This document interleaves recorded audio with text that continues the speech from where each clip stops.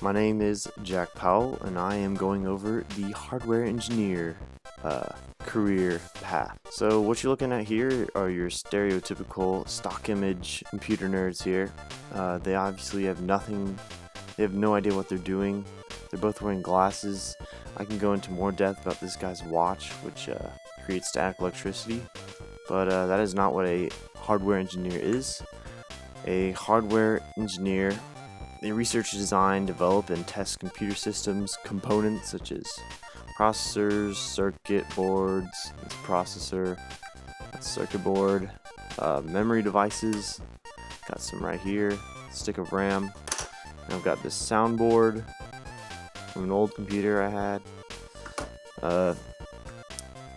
They mess with servers as well as routers, and as engineers discover new directions in computer hardware which generate rapid advances in the computer technology era. They are very important to what makes all your phones faster, better. They wouldn't be any faster or better unless we had better pieces, not the actual software. Software is like applications.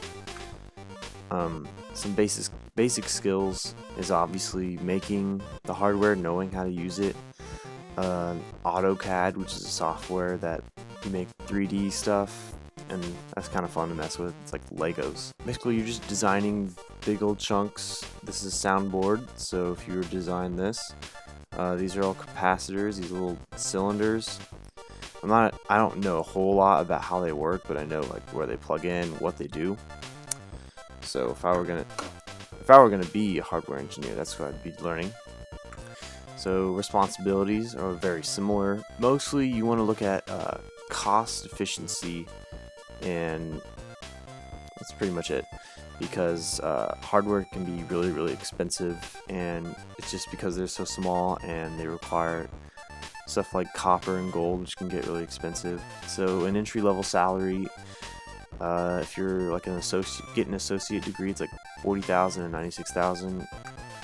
Long-term salary gets pretty high if you're senior. That's like 10 to 20 years working as a hardware engineer or software engineer, because they're pretty close, pretty relative. So once you just get in, it's not a whole lot, but you start working maybe 4 or 5 years, you're gonna get into the 6 figures. So some basic requirements for associates, bachelor's, master's, and doctoral degrees.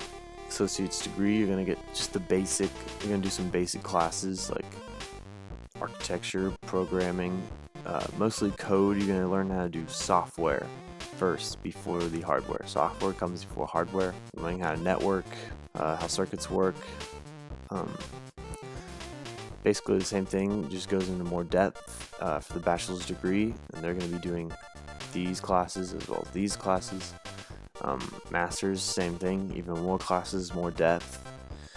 It's a lot of work, and it probably just ends up being the same thing.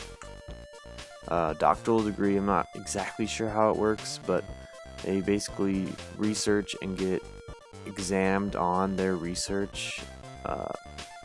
A bunch of other things, nanotechnology, bioelectrical engineering, stuff like that. So what colleges offer these degrees? I found Texas A&M offers a doctoral degree, all the way up to a doctoral degree, and these are some other colleges. There's many others that offer up to that many. So you ask me, why do I want to be a stereotypical computer nerd, hardware engineer man?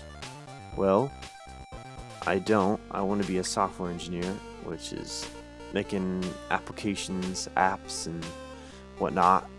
I've always been a computer nerd, and I'm like a computer nerd every day. I don't know, I like being around them. It's like a source of creativity for me. I would talk forever, but I can only make this video so long. I'm probably over the time, but I'm going to end it now. Thanks for watching.